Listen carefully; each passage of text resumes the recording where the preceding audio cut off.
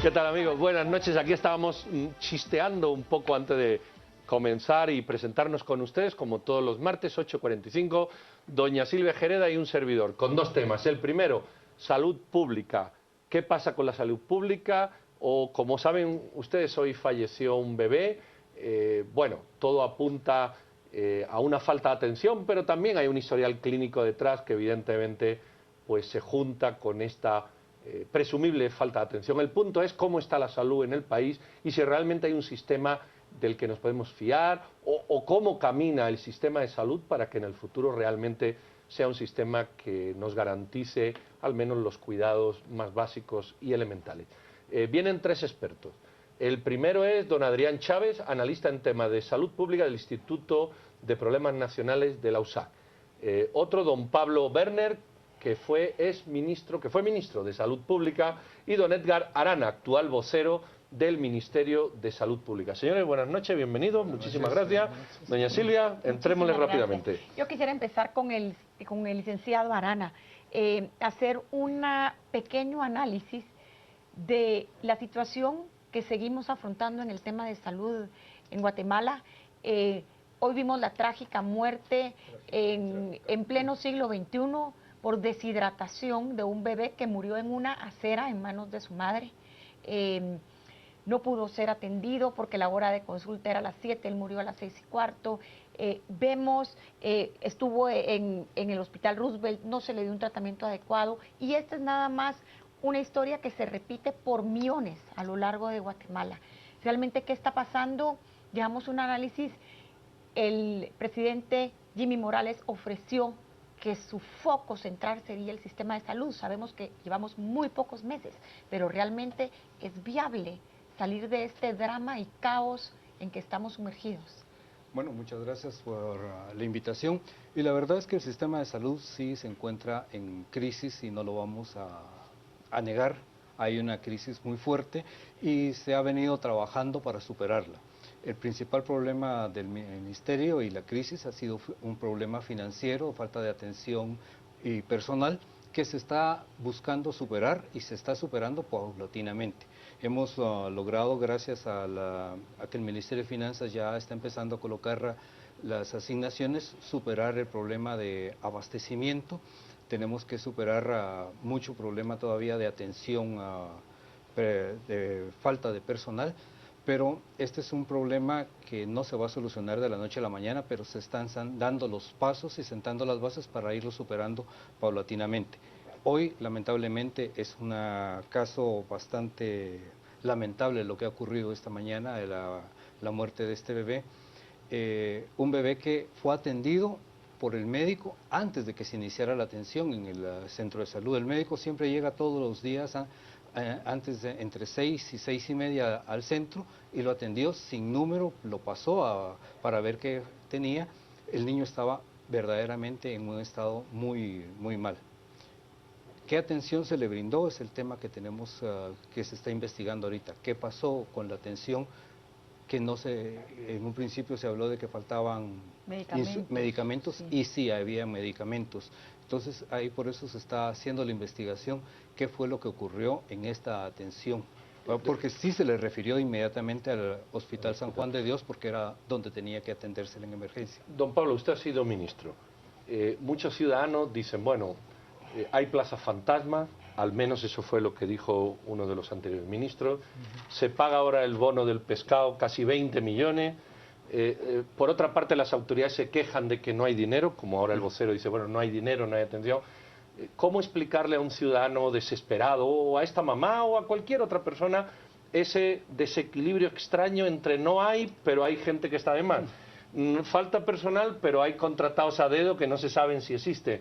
No hay dinero, pero hay para pagar a los sindicalistas un bono que podía ser de dudosa legalidad. ¿Cómo manejar todas esas variables? Sí, muy buenas noches. En realidad, lo que ha sucedido con el Ministerio de Salud Pública y en hecho real en la salud pública de Guatemala es catastrófico. Ha sido una desarticulación y un rompimiento constante de políticas, cada administración que llega, y realmente el ministerio es tan desgastante que un ministro que dura 3 años hay que aplaudirlo. Vemos nosotros que desde la experiencia que que hemos tenido nosotros de trabajar desde 1975, cómo los organismos internacionales que se dedican a la proactividad en salud han diseñado diferentes sistemas que han sido efectivos en algunos países, pero aquí han sido interrumpidos constantemente y no se sigue una línea política. Eso es por una parte de que hay protocolos, hay normas, hay cosas que nos dicen y nos dan direccionalidad de dónde debería ir la salud del pueblo, pero sin embargo muchos ministros desacatan eso, ya sea por desconocimiento de lo que es el curso de la salud pública, de la institucionalidad de un sistema nacional de salud que tiene una columna vertical desde el gobierno central hasta el hogar del guatemalteco, como ocurre, y un buen ejemplo lamentablemente es lo sucedido el día de hoy. Ustedes pueden ver que el niño muere por falta de una atención, pero también vemos un expediente detrás del niño que no se le hizo seguimiento. Mucho es muy fácil decirle a la madre, ¿cómo va a ser que una madre quiera que su hijo se muera? A veces es la ignorancia de las madres o la mala exposición del tratamiento, la falta del seguimiento, la educación a la madre.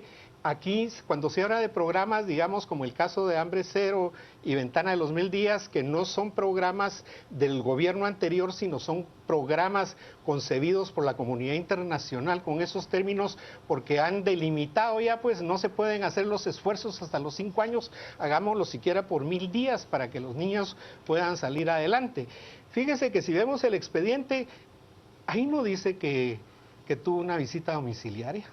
Y era un caso delicado. Bueno, no tuvo una, tuvo como 8 o 9, el expediente cada 3 meses. Consultas, pero no tuvo ningún seguimiento de visita domiciliaria. Mientras que el protocolo de la ventana de 1000 días obliga a dos cosas importantes. Uno, a supervisar y garantizar de que el centro y los puestos de salud tienen un listado típico que pueden chequear de los medicamentos que requieren a todo nivel, del centro de salud hasta la comunidad. Y por otro lado, requiere el seguimiento de los casos. Cuando usted tiene un caso delicado en salud, yo creo que es falta de vocación en un momento determinado que no se salga. O a veces, muchas veces los trabajadores de salud pública se acomodan a las directrices que da el ministerio. Si el ministerio no le da importancia a esto, le da importancia al otro, porque desgraciadamente la salud en Guatemala no se trata dentro del marco de una política pública estable, se trata muchas veces desde un dibujo institucional o desde un dibujo muy personalizado del que es ministro o el que es el funcionario de gobierno. Adrián, usted es un analista experto en toda esta temática de salud.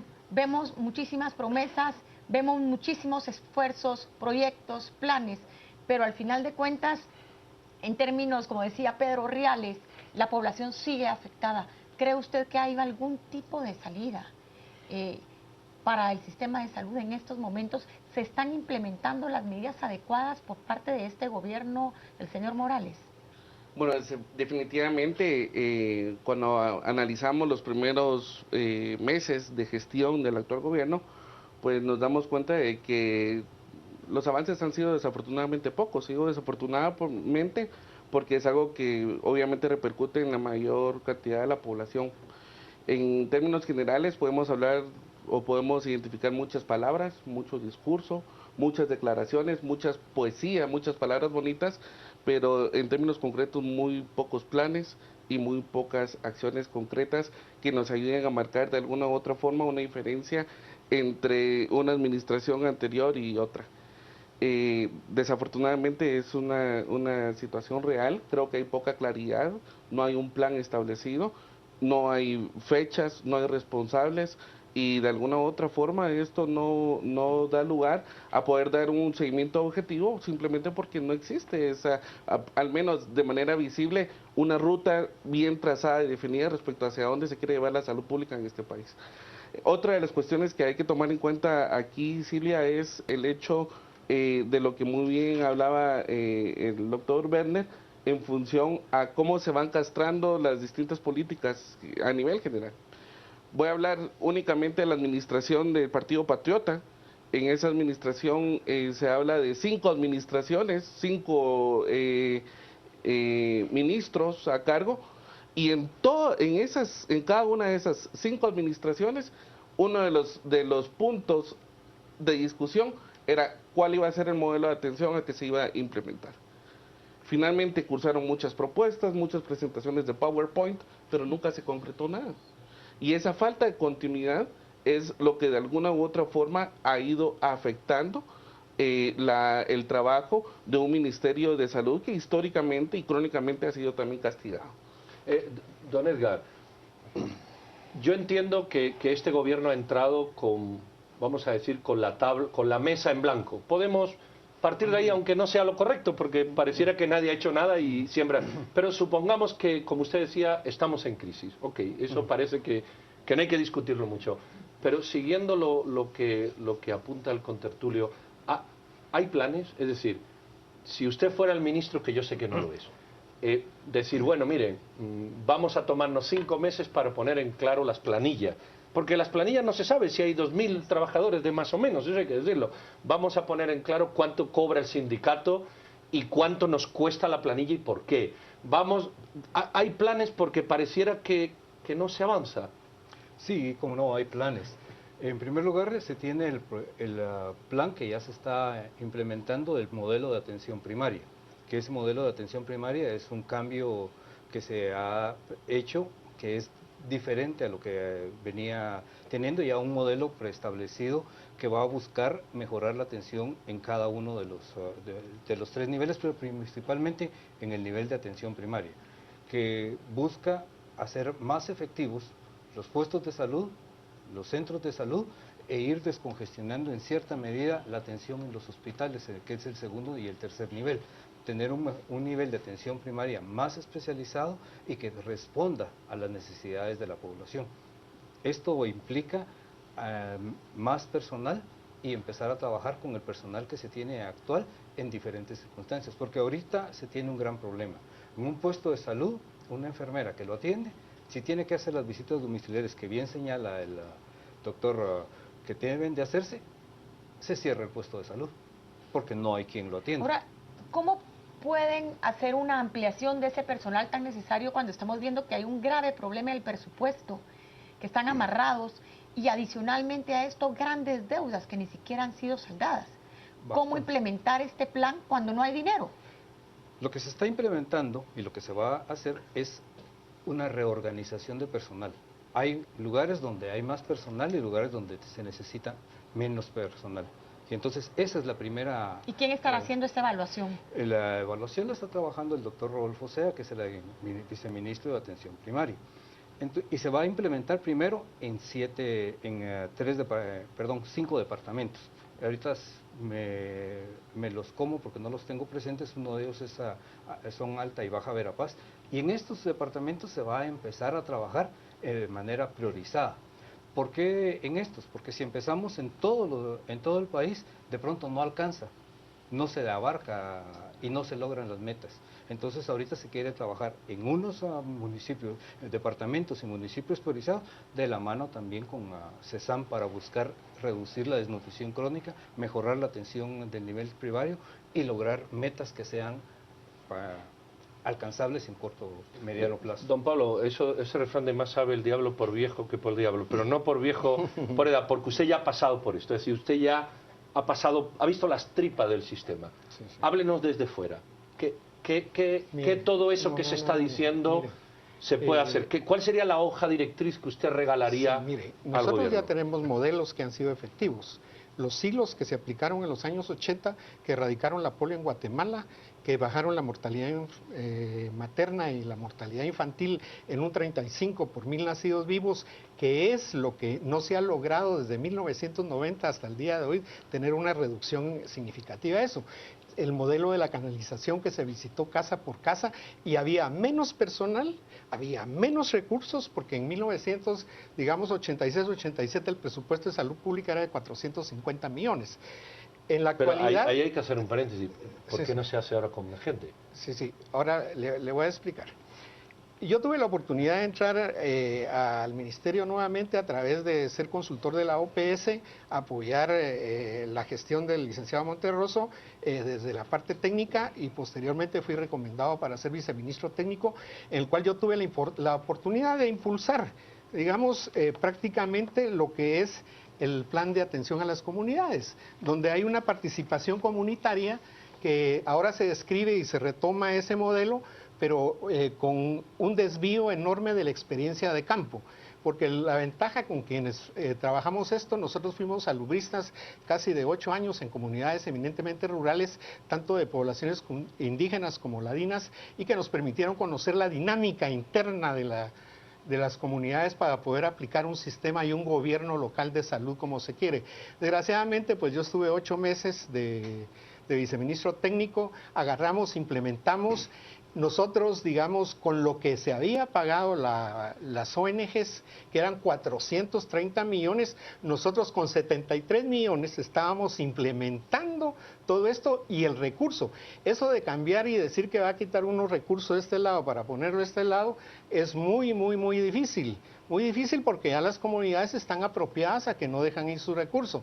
Por otro lado, hay serios obstáculos dentro de la gobernabilidad interna del ministerio, tanto de procedimientos administrativos como sindicales, que bloquean ese tipo de transferencias de personal y que por lo menos se puede contratar. Nosotros dejamos bastantes, digamos, contratadas enfermeras graduadas con esos fondos y dejamos contratados enfermeras auxiliares. Ahora, la idea que si bien se subraya de que una enfermera que atiende intramuros, que atiende por demanda, necesitaba un auxiliar de enfermería extramuros, y eso fue lo que se vio para que coordinara 10 comadronas, coordinara 6 facilitadores comunitarios, a todos los de medicina tradicional, y amarrara desde el centro de salud y la jefatura de área con los programas locales. Y aquí puedo demostrar, aquí tenemos los mapas donde tenemos la ubicación geopolítica y gráfica de dónde está asentada en los programas de la comunidad internacional, para amarrarlos y hacer un esfuerzo único y generar una política local. No nos dio tiempo porque realmente inmediatamente se me pidió que ascendiera a ministro en un momento muy difícil del gobierno. Estaba cayendo la gestión de Otto Pérez, era el proceso electoral, no había dinero en el ministerio, y la transición pues que hicimos, gracias a Dios, se hizo de buena mano y se logró. Pero se interrumpió precisamente esto y se quiere retomar de diferente manera, cuando ya hay protocolos establecidos, hay rutas. Es como decir, ya están hechos los rieles. Aquí sí, los vagones ya están. Lo que hay que hacer es caminar el tren. Creo que quiere hablar algo respecto a este tema. Pues básicamente eso es lo que ratifica lo que en mi intervención había yo mencionado. O sea, lo que habría que preguntar a las actuales a la actual autoridad es pregúntale. ¿Qué de lo que está hablando hoy por hoy el ex viceministro Pablo Werner o ex ministro Pablo Werner se conoce en estos momentos, y cuál es la utilización que se le ha dado dentro del nuevo modelo que se está proponiendo? Entonces, el gran problema es que en una transición, pues desafortunadamente muchas veces el conocimiento... Y en 2 como ha habido se ha perdido más. Es corto, ¿verdad? Pero dele. Efectivamente, el doctor Werner está indicando cómo debe funcionar exactamente un puesto de salud, con 2 enfermeras auxiliares, precisamente para que una pueda atender extramuros y una que se quede en muros y coordine a las comadronas y a los facilitadores. Este grupo, el número de personas no se está cambiando, pero no todos los puestos tienen 2 enfermeras, hay unos que tienen 1. Y eso es lo principal que se quiere llegar a hacer. Pero ustedes, de alguna manera, este modelo que pareciera ser bueno, como las dietas que uno no hace y parecieran ser buenas, ese modelo, está sirviendo, ¿creen que puede servir? Está sirviendo de base, y definitivamente lo que ha faltado es que no, porque no se ha dado a conocer todavía, y lo vamos a dar a conocer en los próximos días, y esperamos tener aquí con ustedes el espacio de hacerlo, es brindar todo el esquema de este... Invitamos al ministro, si usted quiere, el martes que crea oportuno, a que nos explique. Con mucho gusto, porque sí, él tiene toda la base y toda la explicación concreta de cómo se espera funcionar y por qué se escogieron los municipios en los departamentos priorizados. Y es que la problemática que aquí estamos viendo es de que en una cuestión tan sensible como es la salud, en un derecho que está reconocida como un derecho, pues muchas veces nos vemos sujetos a la improvisación, de acuerdo a los distintos cambios de administración. La canalización fue una estrategia muy bien utilizada, muy bien lograda dentro del país, que dejó muchos frutos, pero así obviamente han existido otras cuestiones hoy por hoy. Solo para darnos cuenta de qué paradójico país estamos viviendo, tenemos, por ejemplo, un país donde existe un modelo como el modelo incluyente de salud, que lleva más de 10 años evidenciando unos buenos resultados, que se ha exportado a otros países, que ha tenido reconocimientos como la Fundación de Carlos Slim, hoy por hoy tuvo un reconocimiento por parte de la Organización Mundial de la Salud, pero que no es un modelo que hoy por hoy está siendo tomado en cuenta dentro de las autoridades ministeriales para poder ser implementado. Entonces, creo que estamos perdiendo mucho tiempo en inventar el agua azucarada. Hay modelos exitosos que existen, que han evidenciado ser los mejores y que podemos entrarle, pero desafortunadamente el tiempo se ha ido prolongando en inventar esa agua azucarada, vuelvo a decir, y eso tiene repercusiones. Y la principal repercusión es que mientras no se tomen las decisiones concretas, gente está muriendo, y eso es algo que es un daño irreparable para la sociedad guatemalteca. Doctor. Miren, el caso que usted plantea, por ejemplo, de las plazas fantasmas, hicimos un gran esfuerzo con la AID, con la Embajada de los Estados Unidos, y se agarró un hacker, que era el que inyectaba las plazas fantasmas. También hicimos un esfuerzo con OPS, se hicieron presencialmente las revisiones de los 20,000 contratos 029 que había, y solo aparecieron 16,000. 4,000 no aparecieron. Son fantasmas de verdad. Eran fantasmas de verdad. Y además la AID nos ayudó financieramente, trajo expertos técnicos muy especializados para implantar el programa IRIS, que es el programa internacional que maneja un sistema de control de recursos humanos, el cual no cualquiera puede accesar. ¿Qué pasó cuando salimos nosotros? Lo votaron, ¿verdad? Y regresaron al sistema anterior, donde cualquiera, un digitador cualquiera, tiene acceso a eso. Ahora, en el sistema de salud, yo siento que ahorita en las condiciones que están no podemos perder la realidad de la crudeza que tiene ese sistema, que realmente ya es caótica, y lo vemos con esos hechos tan traumáticos como el día de hoy.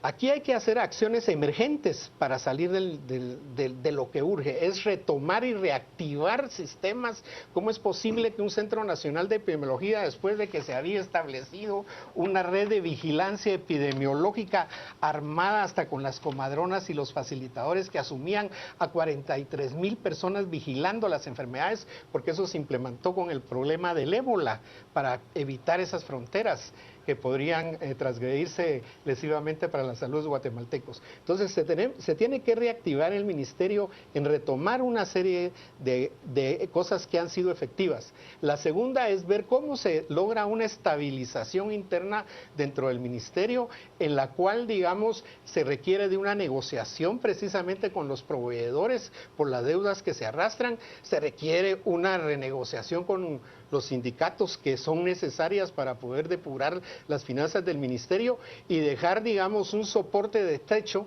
que vaya impulsado hacia las comunidades donde la medicina sale más barata, a un fortalecimiento de los hospitales regionales y departamentales, y de último, proveer a esos grandes hospitales que se tragan todo el dinero. Créanme, es caro. Una consulta externa del Hospital Roosevelt General no es comparada como el del Hospital de Coatepeque, en costos para la familia, en costos de medicamentos, en costos de tratamiento, durabilidad del paciente día en el hospital, por un lado. Y por otro lado, posteriormente, yo creo que sí es bueno ir pensando e ir convocando a no un diálogo nacional, no un foro, no una convivencia de amigos de salud pública, sino a una mesa de trabajo de Estado para ver cuál es la estrategia de implementar una verdadera política de salud actualizada en Guatemala, que cuente con los recursos y que cuente con la efectividad y la direccionalidad necesaria para atender a las poblaciones. Porque si nosotros frenamos la enfermedad desde la comunidad, la estamos frenando con aspirina. Ya con acá tenemos las consecuencias como las del día de hoy. Don Elga, en un minuto, ¿qué expectativas podemos esperar del Ministerio? Ya casi tenemos al ministro comprometido aquí, pero ¿qué expectativas? Porque la población dice, bueno, ya hemos oído la forma, aquí todo queda igual. ¿Qué expectativas nos podría usted ofrecer? Bueno, Creo que lo importante es hablar y mostrar resultados.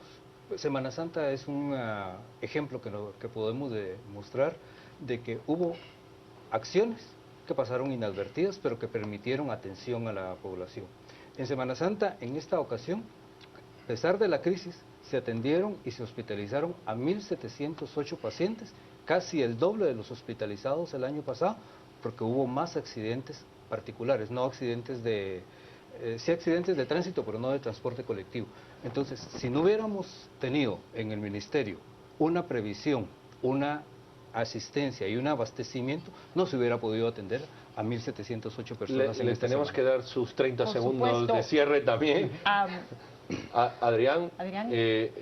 Claro. de lo que se ha dicho aquí, ¿qué resumen harías? Bueno, en términos generales hay que tomar en cuenta que este caso está siendo un reflejo de la necesidad de la implementación de un modelo adecuado y la integración en los distintos niveles de atención. Hoy por hoy lo que estamos viendo es de que falló el modelo, ese flujo de continuidad, no hubo una adecuada referencia y respuesta, no hubo un adecuado traslado y seguimiento del paciente dentro de el propio sistema, y esas son cuestiones que tienen que aprovecharse para lograr identificar qué fue lo que realmente pasó y establecer y deducir las responsabilidades del caso y establecer los correctivos necesarios para evitar que exista nuevamente una muerte como estas. Ahora, en este respecto, y solo lo pongo así, este caso ocurrió en plena luz del día dentro de la ciudad capital. Imagínense el martirio que está viviendo la mayor cantidad de la población dentro de las comunidades rurales, donde no existen medios de comunicación y donde probablemente están muriendo día a día miles de Michaels sin ni siquiera darnos cuenta. Y por eso es importante, y apoyo la moción presentada por el doctor Pablo Werner, la necesidad de sentarnos como guatemaltecos a establecer de manera concreta qué es lo que vamos a hacer con la salud de la población. Ya las directrices están plasmadas y es que la salud es reconocida por nuestra propia Constitución como un derecho. Muy bien, pues ahí han visto ustedes 3 personas distintas que tienen la habilidad de hacer converger muchas ideas. La pregunta es, ¿por qué no lo hacemos si la posibilidad existe, los técnicos, los programas, los estudios y la voluntad está? Bueno, invitamos al señor ministro de Salud, si es tan amable transmitirle, para que venga a exponer estos planes y estas ideas. Don Adrián, don Pablo y don Edgar, muchísimas gracias. Nos hemos pasado unos segundos, pero yo creo que es el homenaje a la mamá, que hoy falleció su hijo. Yo creo que, si usted me lo permite, vamos a hacer una foto y poner en Twitter del historial del pequeño para que vean que ha habido una convergencia de factores desafortunados de un lado, de otro y de arriba y de abajo. No ha sido la cosa... Y por eso la investigación que se está Por eso haciendo, la investigación. Entonces esperemos a que eso ocurra. No se vayan, Rocío nos va a leer algunos Twitter. Pedro, buenas noches. Hablamos en este momento sobre el sistema de salud. Nos interesa mucho saber su opinión. Esperamos sus comentarios en nuestras redes sociales. Vamos a comenzar con el comentario de Raúl. Una vez eliminada la selección nacional, tal vez el gobierno se ocupe de las cosas importantes. Hay que esperar. Ludvigo Valle, exministro de Salud, comenta: está quedando muy claro que no hay un plan para el sistema de salud y que no es una prioridad para el gobierno. Estuardo comenta: tengo 26 años de ser médico y lo que dicen de atención primaria es lo que se ha hecho toda la vida. No engañan a nadie. Elisa nos dice: algunos directores de servicios de salud ocultan datos reales de la escasez de medicamentos. Y Giovanni Pineda: el Ministerio de Salud es de los peores pagados. Pregunten por el bono pescado en otros ministerios. Le agradecemos por todos sus comentarios y lo invitamos a seguir mostrando su opinión. Es momento de hacer una pausa, pero ya volvemos y estaremos hablando acerca de la ley electoral y de partidos políticos.